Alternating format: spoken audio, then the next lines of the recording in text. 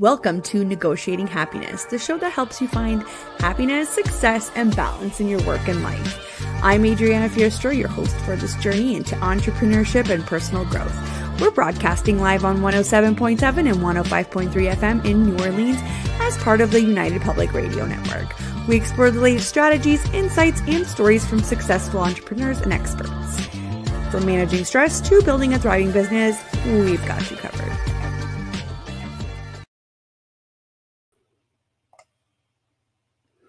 Good afternoon, everyone. This is your host, Adriana, and we are live on 107.7 and 105.3 FM in the beautiful city of New Orleans. We are here today, November the 18th. I can't believe it is almost the end of the year. It is 1 p.m. Eastern Standard, so grab your coffee, grab your lunch. You are listening to Negotiating Happiness, and I'm here today with Andrea from the Balance Bliss. Hello, Andrea.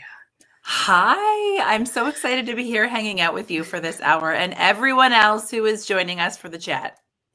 Amazing. Yes. So everybody, we are live. So send in your questions and comments. I can see most of our streaming platforms on here. If you are on Instagram, still send them in. I will read them out. I just can't put them up on the screen. We'd love to hear from you, even if you want to just say hello. Let me do a quick little intro. So we are here today with Andrea, as we said. And so who is Andrea? If you guys don't know her, she is a transformation coach and speaker, a podcast host, and a 3 times published author. With a wealth of experience spanning over a decade, Andrea has dedicated her career to coaching and uplifting individuals on their journeys to wellness and happiness. Her expertise lies in assisting people recognize and reframe the narratives they tell themselves regarding their capabilities. Her true calling lies in guiding individuals through transformation one step at a time. I can't wait to dive in today into our discussion because Andrea and I always have such fun conversations. You guys will see she's so easygoing. Love her. We'll dive into the whole idea of rewriting your inner narratives, you know, what role mindset plays into your life and business, since they are connected, right? And embracing holistic well-being just in order to thrive as our authentic selves, just to be us, right? Yes. Yeah. And like, honestly, as you're reading that bio, I'm just smiling because it's like I'm literally living my dream and life's purpose. I have always had this innate desire to help. I did that like in social work before I moved into the coaching space. And so being in rooms with people, with you, with everyone who's here, in any conversation where I can like give nuggets, you know, just share what's on my mind in hopes that it will help somebody else on their journey is like, I could do that all day. You're going to have to get me off this mic. But that's good. It means you've got passion, and that's what we want. We want passion. We want people that know what they're talking about and that care about the type of content that they're putting out there, right? We just consume so much of it that I find that it's just too much. It is too much. And I think that that's like, okay, so if I'm thinking about like why I do the work that I do, part of like why I like to show up and share in the way that I do is because there is so much information out there. And we are being given this information from a very young age in many, many, many different ways, right? As kids, we're listening to our parents. There's things we hear on TV. We innately learn about the world around us and how we should be in that world from exterior conditions. Then you get into social media, and like I was around when social media didn't exist, and now I'm around when it does exist. So even seeing how much more information is like available and we're being inundated with all the time, it can be so hard to like sift through that and look at what, you know, your own inner dialogue is and what you're saying to yourself and like what's true, what's not, what should I believe? Like it's overwhelming. No, it is. And it's also very hard to not listen to whatever it is that you're hearing and consuming and not form this really, I would say it's an unhealthy idea of how everybody else is living or how everybody else does their own thing. And it's not, I mean, even the smartest people are like fall victim to this, right? Because it's just how our brain works. Whatever we see, whatever we visualize revolves around our personal experiences, right? So I'm so excited to talk to you about this because a lot of us have these internal biases, I think, that need to just go, right? Yeah. They limit us Well, or they make us feel small, you know, they just need to go. yeah, and we all have like thousands and thousands of thoughts in a day, and we all have Yes. negative self-talk as well. You know, I think that we look at other people on the outside, even coaches or mentors or others who on the outside seemingly we're like, oh my gosh, it looks like they have it all together. Like, why don't I? And the reality is we all have negative internal dialogue that comes along with those thoughts that we have in a day. But what is Yeah. helpful and what I've found really helpful and also, you know, teach other people about is that like we have the choice as to whether or not we believe all of those thoughts that we have. And just because they're a thought that we have doesn't mean that it's true or doesn't mean that it is an actual accurate representation of who we are or what we're capable of or what we can achieve. And Right. it doesn't mean that we can't change that thought. I often make a joke that like, I think it's like a sappy, cheesy author joke that I like to make. It's that like we are the author of our own stories. And if we don't like the manuscript, the chapters, the inner, like the dialogue in those chapters, we get to choose to change it. Not that it's an easy thing to do, like by any stretch, but through consistent repetition, you know, we can start to create those shifts and those changes that we want to see. But it's always a conscious choice. Right. Right. So how do we get to that point, right? So we often forget that we are not at the point where we can recognize those behaviors or those patterns because it involves thinking about our thinking, which is funny to say, right? So how do we get there? How do you consciously, you know, get to that point where everyone's like, okay, I get it, you know? I say, oh my gosh, because like there's so many like micro steps to get there, right? Yes. But it's like if I want to, okay, so if somebody who's listening and is like, oh, I've never thought before that, you know, the thoughts that I'm having are a reflection of the world around me, or I've never really like taken time to be like, okay, I can start to change and shift that inner dialogue. I think the first step really is like that awareness piece, like you said, like being aware of our thinking, because it's really easy for us. Our society is so busy. There's so many things going on. We're wearing so many hats, especially like if you're in business for yourself, you're wearing even more hats because you're like being all of the hats just in the business. And then you also have to do the world outside the business. And so it's really easy for us to stop or to forget to stop, to take a minute to like listen to the thoughts that we're having and take a moment to be like, oh, is that doesn't feel good, or that doesn't make me feel good, or whatever it is. So I would say like awareness is literally the first part, just taking some time to like stop and eavesdrop on like what your regular thoughts are. Because once you know what they are, once you have an understanding of the things that like keep coming up, it's like, you know, maybe every time you try to, I'm just going to use this as an example because it pops into my head. Every time you try and go on stories and do like some sort of story about your business or like talk about what you're doing or whatever it is, every time you decide like, oh, I think I need to do a story today, or I'd like to, you have this voice inside of you that's like, oh, you're not going to know what to say. You're going to fumble when you get up there. And all of these sorts of things. You can't do that. Nobody wants to hear what you have to say. Nobody wants to see you. Like, who cares about that stuff?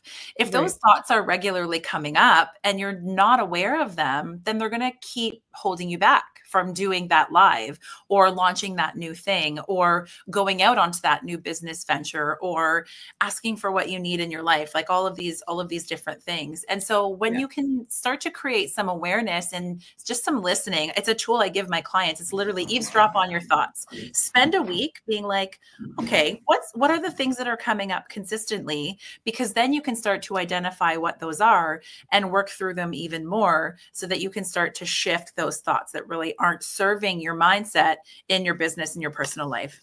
Right. So when you, I guess tell us a little bit about how you work with people one-on-one so that we can understand the process a little bit. And because sometimes, and myself included, it's not that I can't do things on my own, but I need accountability. I need to be able to put in the time and then have somebody follow up with me, right? That's important because I always have the best of intentions, but we don't always follow through, right? Yeah. Well, we all have the best of intentions, and it's hard to follow through. It's not that we don't do it. It's hard to, because we're pushing back against our brain's programming and the way our bodies are designed, which is for our thoughts and our habits to not be something that we have to consciously think about, right? It's just like those are Right. supposed to be things that automatically happen. So when we're trying to push against things that are supposed to automatically happen, like that does take accountability and consistency. But let me back up to like how I work with people, and like how I even got into this space Yes. of like mindset Yes. and coaching. So like I said, I've always had this like innate desire within me to help people. And when I graduated high school, I went to college for a social worker equivalent type of diploma. And then Hmm. I left, I graduated, and then I went on to work frontline for over 10 years. I worked with kids who were in the foster care system. I worked with adults who were experiencing like a mental health crisis. I worked in like more long-term kind of, well, in crisis work, but for a long-term period at an agency, like a charity. And I always just helped people work on their situation and kind of move through some sort of like goal that they needed to action in the social work space. And I did that for a long time. And then I got pregnant. And when I went back to work, I was like, oh, I kind of was on my own growth and wellness journey throughout that time as well. And Hmm. I felt really called to, I was learning things about myself that I was like, I wonder how many people know this kind of information, or how many people take the time to like explore this and do this work. And so I started kind of just like coaching women in the movement space. It was like I was on a movement journey. I was coaching other women. And then I was like, I really enjoy this too. And so Hmm. then I got a coaching certification to kind of complement my social services certification. And so with those two things together, now the work that I do is primarily with women, though I do support men, especially in workshop type environments when I'm going into places and speaking with teams and that sort of thing. But I Yeah. really help people understand the power, because this was always a common thread, even for myself on my own journey. The power of your thoughts and what you believe, and how those infiltrate every part of your life, have everything to do with how happy you feel, how successful you feel, how Yes. well you feel, both in your personal life and also your business, right? Like your business can only grow as much as you have grown as Yes. an individual. And so I'm just so passionate about having these conversations. I do it like through one-on-one coaching. I do it through events, which you've been to. You've been to an event that I Yes. hosted recently, through events and through workshops and seminars. I have a free workshop coming up at the end of this year that I'll share a little bit later. Through co-author projects where women share their stories, and then in retreat settings. So it's like taking you out of your everyday so that you can focus on all of these parts that as a species, I think, or as a humans, we don't spend enough time pouring into. I know that sounds weird, but like as a whole, Right. we don't spend enough time pouring into all of these other parts that really keep us feeling as balanced and well and happy as we want to feel. I think everybody, like in the comments, you can let us know, like, do you want to feel happier? Like if somebody said, do you want to be happier? I think everyone would answer yes. And there's so many things that go into that equation. And so I just Yeah. love being the guide to supporting people on understanding all of those parts of themselves and helping them to get to a place where they feel confident enough to continue to do that work on their own.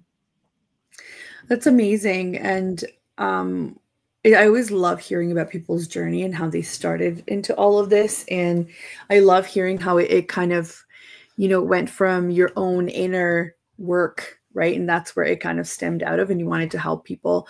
Is there anything from the entrepreneurial side that you would do differently? So while we Hmm. know that the work that you do is super important and everybody needs it at some point or another, I don't care who you are. I don't care how, how smart or how developed you are. At some point or another, everybody needs to address these kinds of things. But on the business side, is there anything that you would have done differently that where maybe it would have changed the trajectory of where you were going? We like to talk about the good and the bad here. So if there's anything you Yeah. want to share, go ahead. Well, it's funny because I don't know that it's necessarily like a bad thing, but I just think that it's possible that my business would look a little bit differently if I had more business knowledge before I like Mhm. went out into the world, because I am, if you can't tell, I'm very passion driven. And so I had a huge passion for doing this work before I ever really like understood the ins and outs of running a business. And I think that a lot of entrepreneurs can probably connect with this. Is it's like you get into it and then it's like you have to figure it out along the way, because like you don't know what you don't know and you don't know what you Right. need to know Right. when you get in there. And so, I launched my business, and I'm going to like my business in 2018. And I'm using air quotes because at that time I was like, I don't even know what I want it to look like. Like, do I want to make packages? How do I launch? How do I talk about what I'm doing? Like, what's the right way to do it? Like, I thought I just said I'm a coach and everyone comes running. Like, is that not how it works? Um, and so I wish that I had, somebody that could have supported me like on the business development side on how to market a service-based business, I guess. Right. Um, but Right. I think that like also my business has kind of evolved in the way that it needed to. And I built my own confidence along that way. Like I was nowhere near as confident in speaking about the things that I speak about now, or even coming on a radio show and sharing. Like I didn't have that same comfort level if I hadn't gone through all the other experiences that I did as I was building my business. Yeah. But yeah, that's kind of how I would say that I wish I could have done things Yeah. differently, but Yeah. That's 100% okay when, we have talked about failure and we have talked about how to analyze and how to learn from it. So I think that without failure, you're not progressing fast enough. Like if you're waiting for something to be 100% ready, you're not mhm. doing it the right way because you're wasting time or nothing's going to be 100% perfect for you, right? And then you're also not giving yourself the opportunity to see it because it might surprise you, right? People might respond very differently. You're looking at it from being inside of it, and everybody else that's receiving this offer, this whatever it is that you're putting out, is the on the outside, right? So that's a really good reflection. And I don't think, whenever I ask this question, it's not about regrets. It's more about what were the other options, right? Or Yeah. how could it have, evolved in a different way? Because obviously it's evolved quite well. It's just this is your experience. Somebody else might be on a different path, and that's okay too, right? So Well, and to I speak love to it. like what you mentioned about, like people not taking action on things until they feel like it's perfect or until they feel like they're ready. In my first book called You Actually Can Do This, Achieving a Healthy Lifestyle in Spite of Yourself, I launched in 2020, which was a hard time to launch a book, let me tell you. No book launch parties were happening at Yep. that time. But Yeah. there's a strategy that I often like to refer to, and it's called the 4 C's of confidence. And it's not my strategy. It was coined by, I think his name is Dan Sullivan. Anyway, shout out Dan. But it's really interesting because we all are like, I want to feel like I can do that thing really well before I do that thing.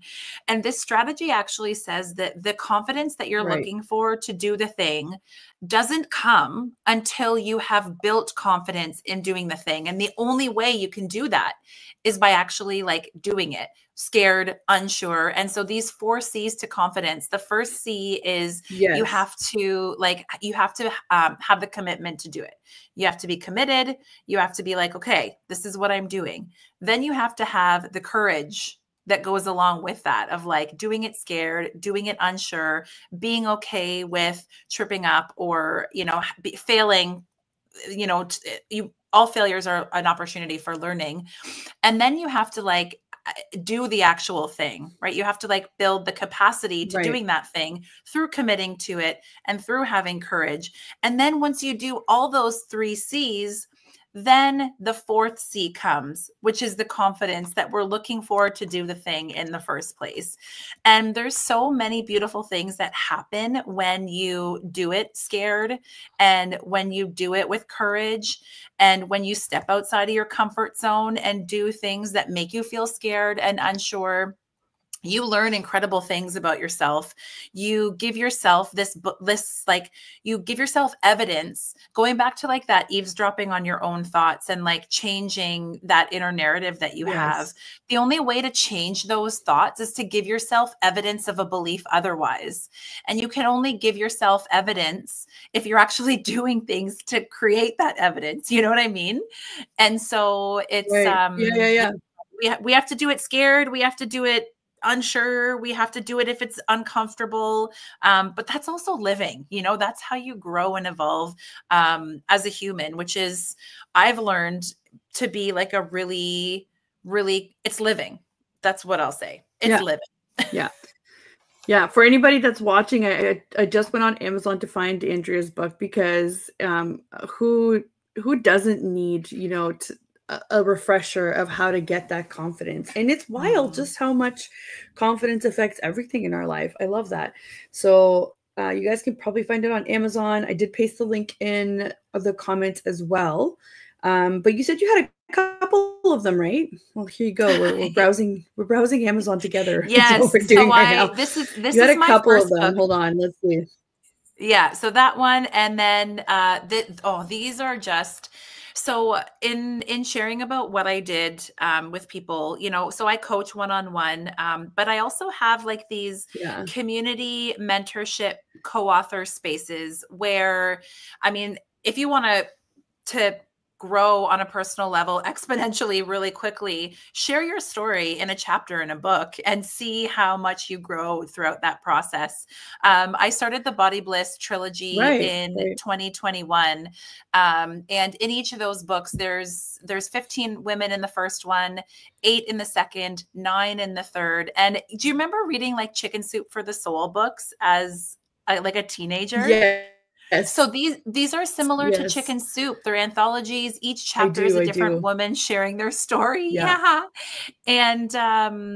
And so that's what these Body Bliss books are. And then launching next month, actually, I have a copy with me fresh off the press. It's not even available yet, but the Empowered book project is launching. I know, here it is. It actually matches the branding of the show. Show it to us very well. Oh, look, it does. Empower. Yeah, so there's, look at all these beautiful 15 women who are in this book.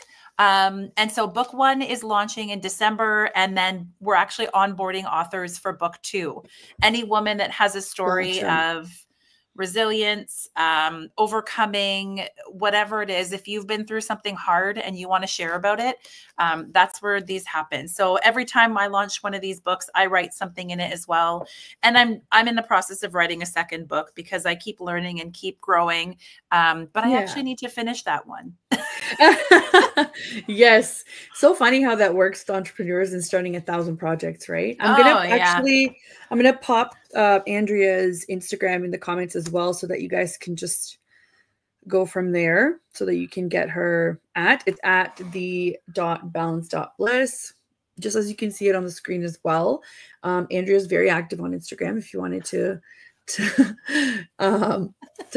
get in contact in there and just to see kind of what she's up for. I have to say, so I met Andrea, I think it was one of the High Vibe Women brunches, and in the summer. That's how we connected. And that we had Christina on the show as well. We haven't had Maria yet, but that's the group that I'm talking about. If you know, or if you're from the KW area, KW is in Ontario, Canada. I know we've got some listeners that are in the States. Hello, everybody. And also come say hi. Thank you to, we had Truro Bloom on Instagram that said hi. I know that Brittany was watching, and so was Leaders Lounge and LDV Co. I love you guys. And Melissa tuned in as well. Thank you. Just wrapping up all the hellos.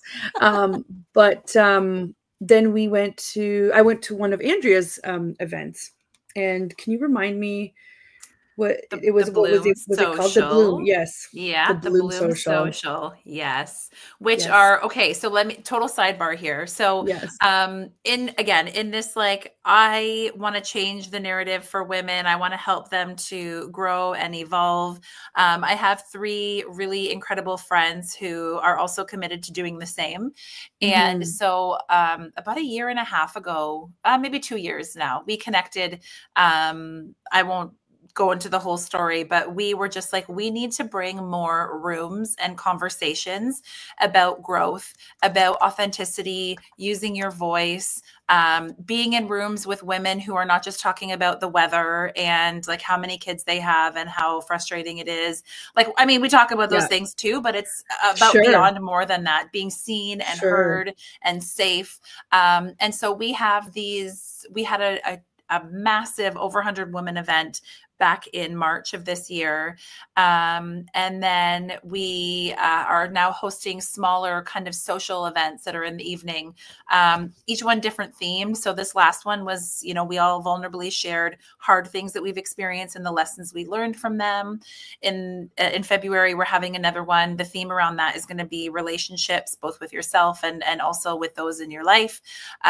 Because which I've bought a ticket for already. Yeah, so go to the website. Yeah, I did. It's already on the website. Yes. Sorry, I had to mention. That's okay. But it's just like, there's so many, and you kind of said this earlier, you know, there's so many different things that make up who we are as humans. And there's so many areas of ourselves that deserve attention and focus. And when we are busy and when we haven't been used to pouring into those areas or having those types of conversations, being in those rooms and spaces, I mean, we don't know what we don't know, and it can be a bit overwhelming. And so we just want to create spaces for women to just come and talk about things differently. Because we're all meant to be heard and seen, and we're all worthy and valuable.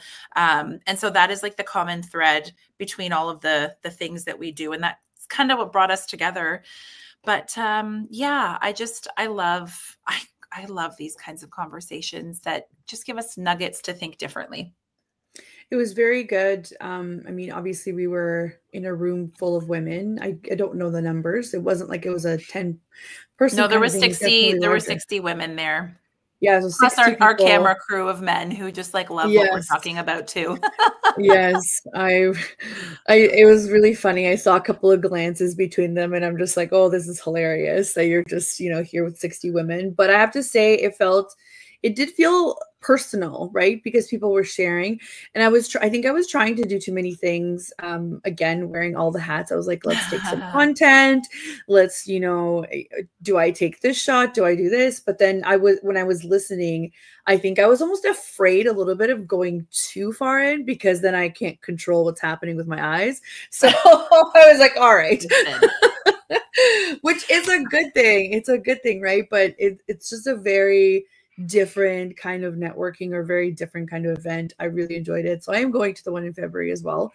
I did get my ticket. So if anybody's in the KW area, I highly recommend. And also, I don't know, everything was super tasty, and it was beautiful. Everybody was great. All the hosts were chatting with everybody. So it wasn't like your usual stuffy networking, like, oh no, I'm watching the clock when I can leave kind of. We don't do stuffy. We don't do stuffy.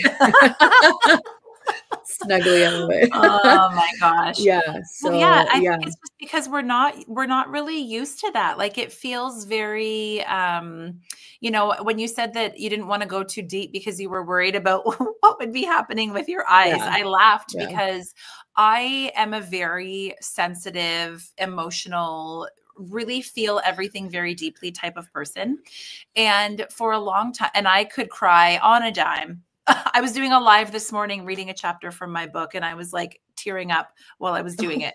Yeah. I could cry on a dime. And for a long time, I felt like that there was something wrong with me, that I was like weak because I couldn't control my emotions. And, you know, that if I was to talk about something and I was going to be crying or get emotional, that people would be like, what are you doing? Like, why are you crying over there? Right. Right. But in these spaces, you know, when we had our huge event in March, we like bought Kleenex for everyone and put them on their chair and was like, listen, we invite you to actually lean into and feel your emotions.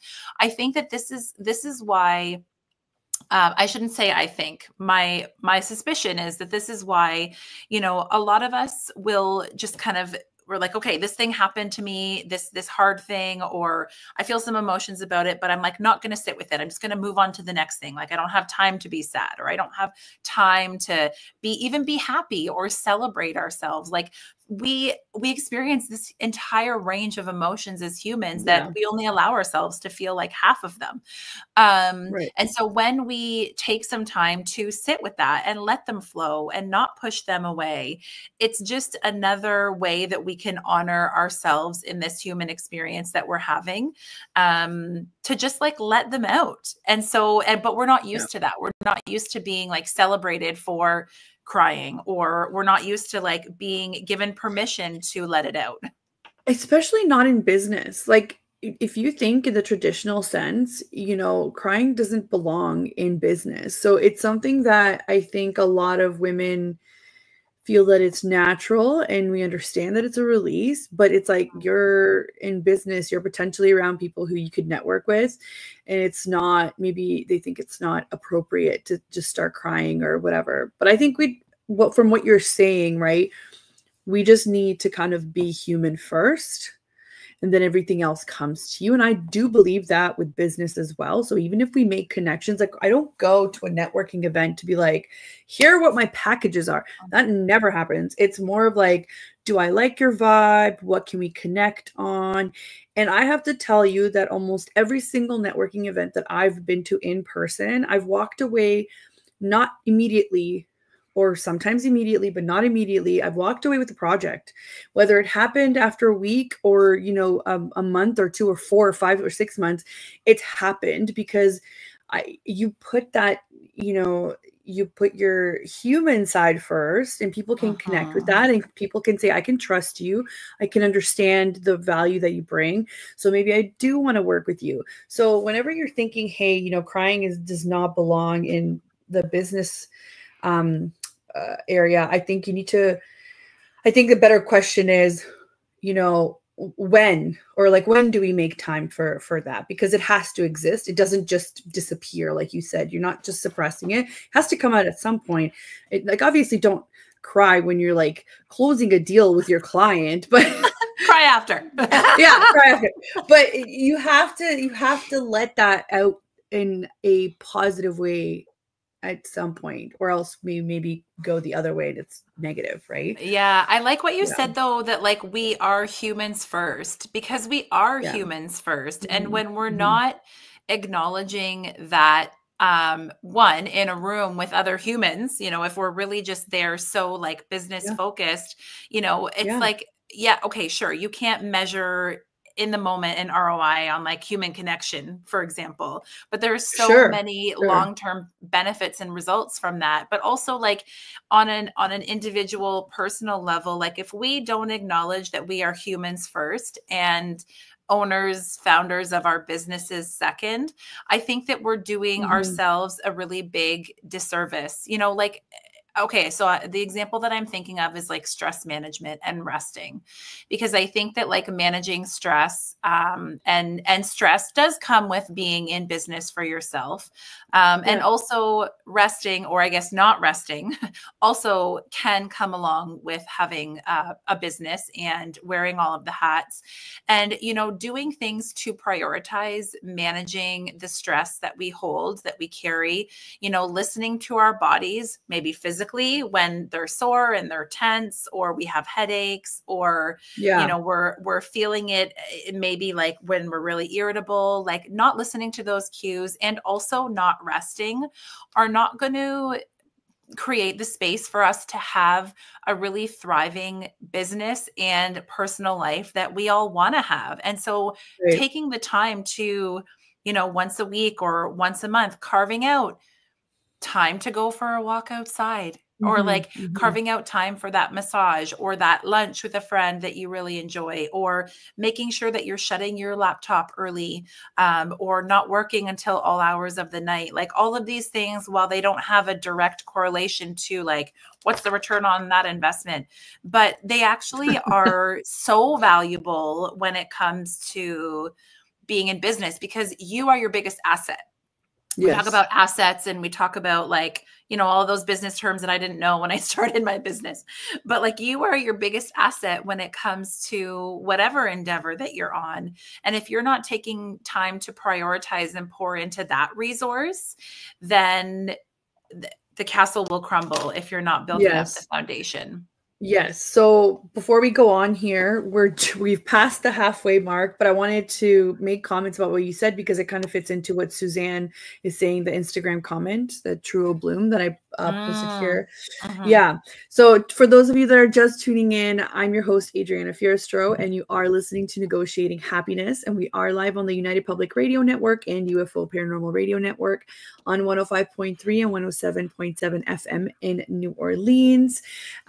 And I am here with Andrea from the Balance Bliss, and we are talking about everything to do with mindset, rewriting inner narratives, and we're just answering comments that we have here. So one of our comments came from Instagram. It's the only way I can post these comments, I guess, from Instagram. It's not very, doesn't connect with our platform here, but that's okay. So Susanna Truro Bloom said, I think we become too obsessed with living for work rather than working to live. And that ties in perfectly to what you're saying about how we are just on autopilot, right? And stress comes into it, and what you're supposed to do and what you're not supposed to do, and us figuring out that we are our most valuable asset.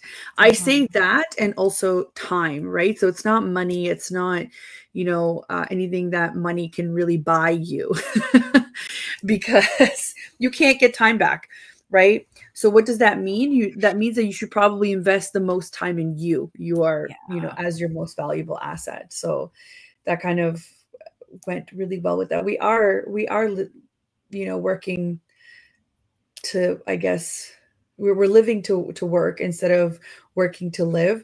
And I have to say that sometimes it is hard for people to take the time to take that massage or go to that brunch, because people just are not all set up to do that.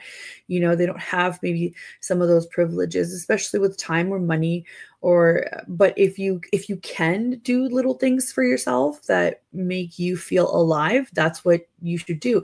And typically at the end of the show is when I ask my guests, like, what makes you happy? Like, what do you do for yourself? Like, I don't want to hear that you love helping people, because of course that's why you're here. That's why you have your business. And I don't want to hear that, your kids are your everything, because of course they are. We know this, right? Like, I want to know what do you do for yourself that literally kind of checks that box for you to say, I am now recharged and I'm ready to go for another round of this just to make it better. Okay. Can I answer that question? Yes. That's okay. It's for you. It's for you. Oh, it is for me. Okay, cool. Yeah. And everybody listening too. But so last year, around this time, I would say it was September-ish, my oldest daughter went back to school, and my younger one was in daycare. And I think I had spent so much time just like doing that I experienced like a significant burnout. And I was just completely depleted. And instead of being like, oh, this is great, like my kids are not here anymore, I can just pour into my business, I felt like I had like, nothing. I was in the red. I was in the red, and I had to make the decision to delete a lot of things off of my plate in order to be able to pour back into myself. One of them being my podcast that I had for 3 years, but I was just like, I don't have the capacity for this anymore. One day I'll pick it back up because I love to talk, in case you don't know, in case you couldn't tell.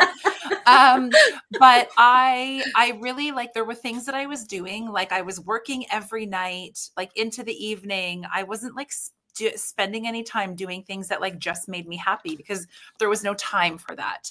Right. And what I realized was that I needed to stop. For me, I needed to stop giving up my evenings, and I needed to like save those to do things that were just for Andrea. Because again, outside of our business, we are people, and that human needs to be poured into as well. So going back to the question of like, what makes you happy? What brings you joy?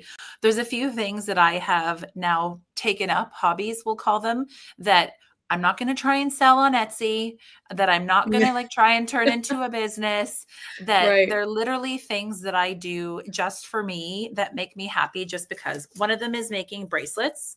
You can see I bead with like polymer clay, just get them off of Amazon. And I just like make beads and bracelets for fun. I make them for other people. I just make them for myself because it makes me feel happy. And I also have really taken up like sticker booking. So I like bought stickers, and I bought like a book that you can take, like they're like reusable pages where you can pull the stickers back off. And I will just sit at night and I will just like organize my stickers and I will make bracelets or whatever it is. And that seemingly small childish task, which some people might call it childish, but I believe that we've gotten so far away from doing things that just bring us joy. You know, we're told to grow up and we can't be silly. You know, we need to be productive, human, grown adults. But these things are just so simple and they bring me such joy. And in an effort to prevent being burnt out again, because quite frankly, it effing sucked really bad. I've now acknowledged that like these are the small things that I need to create time and space for that make me happy. And you said this earlier, and I want to just highlight it again because I think it's really important. And we often, I know I've been guilty of this, is it's like, okay, I want to make a change in my life and I want to feel better. So I'm going to overhaul everything and that's going to solve things. But it's really, it's taking on way too much if you try and carve out a week, or if you try and like redo everything or restructure everything that you're doing in your life. But if you can like take 10 minutes here, if you haven't been taking any time, or like an afternoon here or whatever here, or pre-plan for like some bigger, you know, time we're going to go away and take care of yourself. Like it doesn't have to be huge things. It can be small things, but those small things, they add up over time and they're all important. Right. Right. One, I don't think they're childish. I think people need to start looking at as we have to use our brain in different ways. So especially for people who are entrepreneurial minded, business minded, we use our brain in a very specific way, you know, 8, 10, 12 hours a day. That when you say you need a break, sometimes it's not a break where you just do nothing. It's a break where you use a different part of your brain to kind of leave that one area, go to another. It's been proven that it's very helpful. So I don't think it's childish. I think that's amazing. I used to paint and I find myself now not having time to do that. And it used to bring me so much joy, but in the sense of I could get lost into it. It's almost like my brain would just shut off and I would just do my thing. I miss that feeling. So I completely understand. And also for somebody who's in the service industry, doing something with your hands is also a different way of, you know, thinking and doing and occupying your time and challenging your brain, right? Whereas a lot of people have jobs where they do a lot of things, you know, they have entire careers based on doing things with their hands. That's not typically us. We type or we, you know, we speak, we think of things.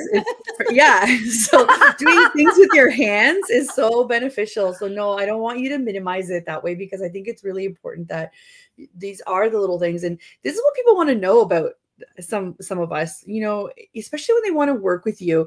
I think I was talking to a client last week, And I mean, I said it, I'm so far away from like what the corporate world would think is appropriate. But at the beginning, I really had a problem with that. Like all my emails sounded very corporate because I was in corporate, but I'm very far away from that now. And I'm actually really proud of it. So I was saying to my client, I was like, I'm having people over for my birthday on Saturday, and hey, my best friend is doing this, and I have a friend that's doing this, and oh, by the way, one of them is Maltese. I know you're Maltese, and we just kind of we connected on a different way that I wouldn't typically talk to in a corporate situation. And so funny. I mean, that client, he's amazing. He's an amazing human, amazing client. It just, we were able to connect in a different way. People that work with you one-on-one and for a long time, they want to get to know you that way. They want to know who they're spending a lot of time with, or money, or who they're investing in, or who they're supporting. So this is why I ask questions like this too, because I want to get to know people on that level. Right. Well, and I love that you highlighted the whole, like, the corporate mindset and that belief. Like, I feel like for a long time, and this goes back to like the conditioning that we've gotten in society. Like, I think we've associated a certain persona and qualities with like successful or like professional or whatever it is. And it's like, if anyone operates outside of that for a long time, it's like, oh, well, that person must not be intelligent enough, or must not be somebody that you can trust, or like, it's like we took that personal connection and touch out of it. But like, again, we're still humans underneath everything that we do. And we're also humans who are hardwired for connection and belonging, and feeling like we can connect with other people and feel heard. And like, all of us want to be accepted. All of us want to feel like we're a part of something, and like people like us. Anybody who tries to say to you, like, I don't care if anybody likes me, I don't believe that for 1 second, because it is an innate desire that we all have. Right. And so to operate in a more human connection type of way, to say that that's not professional, is foolish. And I think that there is definitely a shift happening. Maybe you're noticing it too, that it's like, oh, let's bring the person back into the profession, and we can be fun and laugh. God forbid we laugh, and also be productive and effective and millionaires and whatever it is at the same time. Yeah. But it also, I think it's one, I agree, completely agree. Two, I think the whole corporate idea of what you should do or how you should be is connected to restraint. So if you don't have the restraint to keep the personal stuff out, or if you don't have the restraint not to make that inappropriate comment or what would be considered inappropriate, right? It's all subjective.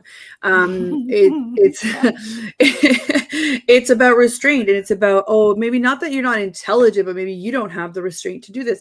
And that's how men do business, right? Like that's how they understand each other, and that's okay, because obviously there's no doubt about it that we are different in a lot of the ways that we do say, think, especially in business. And it's funny because at no point do I walk into a room and all of a sudden I'm only a businesswoman. I'm still a mom, always, because if that phone rings, I'm still a mom. I still have to go and deal with whatever it is. And I'm not saying that men don't deal with that, but historically and typically, maybe you have somebody else that you default that need to be. You're still a dad, but you can say, oh, hold on, I have to call my wife, my partner, my girlfriend, my whoever, my mom, my their nana, to go deal with this type of a thing. It's more, I guess, historically accurate or whatever. Not everybody has the same situation. I get that. Trying not to like offend anybody. But when I go places, it's like, oh, no, I'm that person. I'm that person that still has to go do that. Even if you're not a mom, even if it's a pet, even if it's, somebody you're taking care of, even if it's your other things. And I think that women they don't fight that. They accept it, they deal with it, and they say, I don't have a choice. So I'm always going to be a businesswoman, a mom, a caregiver, XYZ, or maybe I don't know, maybe you're a golfer on the side. Maybe you're, you do other things that make you happy. But I feel like women are way more accepting of the fact that they have these multiple roles that they have to fulfill. Do I think that men aren't? No, of course, there are some that are. Yeah. Do I think that they would benefit sometimes from learning that it's okay to be that? I think they would, because I feel like men too, they go through suppressing a lot of emotions. And I see this with my own family, right? It's not that they're not smart or that they're not, absolutely not. Like I have, I'm blessed. We have educated people in more than just institutional education, right?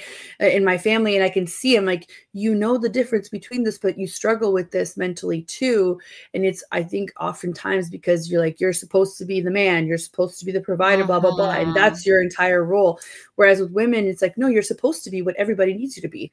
Right. I think if there was a little bit of balance, it would work out a little better. Yeah. And I think that like this feels like a really good time to just remind everyone who's listening, especially if you are a woman, is that is why it is so important to carve and prioritize you, like you as a human person who has needs and wants and desires and, that has value in society. Like you are just as worthy as taking that time to pour into in whatever way that means for you. So maybe it does mean starting to go to a yoga class. Maybe it does mean hiring a coach, somebody to hold you accountable to prioritizing yourself. Maybe it does mean taking that weekend away or doing whatever it is that is just for you, that lights you up, fills you up, and is really intentional with making sure that you are being taken care of so that you can pour into all of those other people and all of those other roles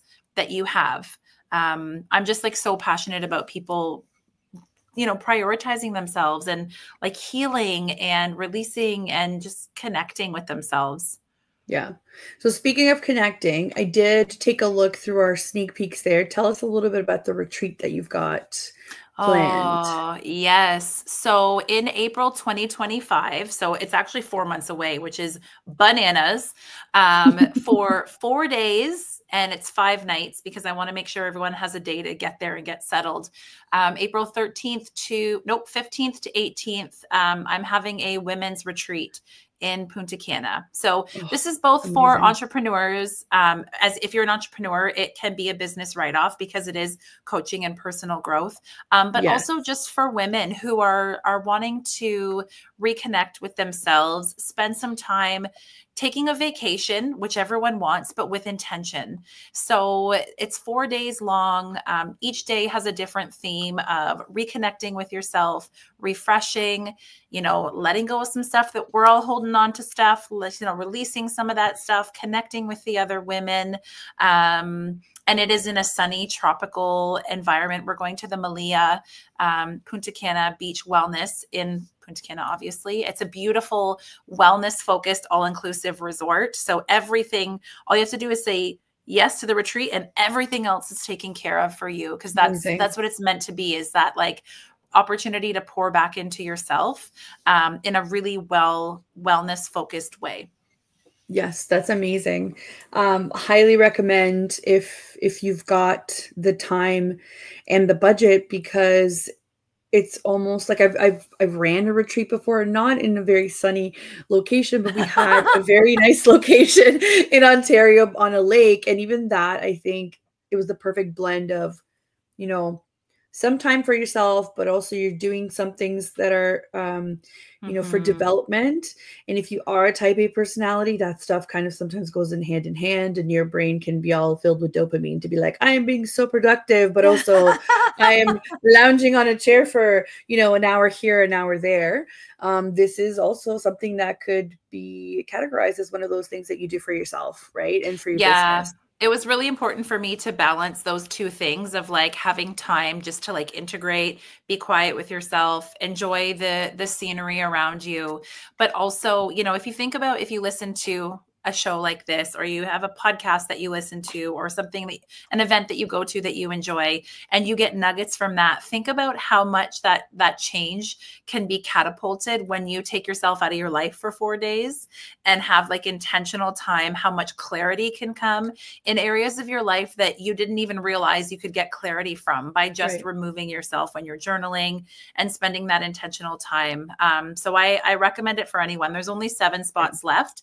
It's a pretty intimate group. I'm taking 10 women, and that's it.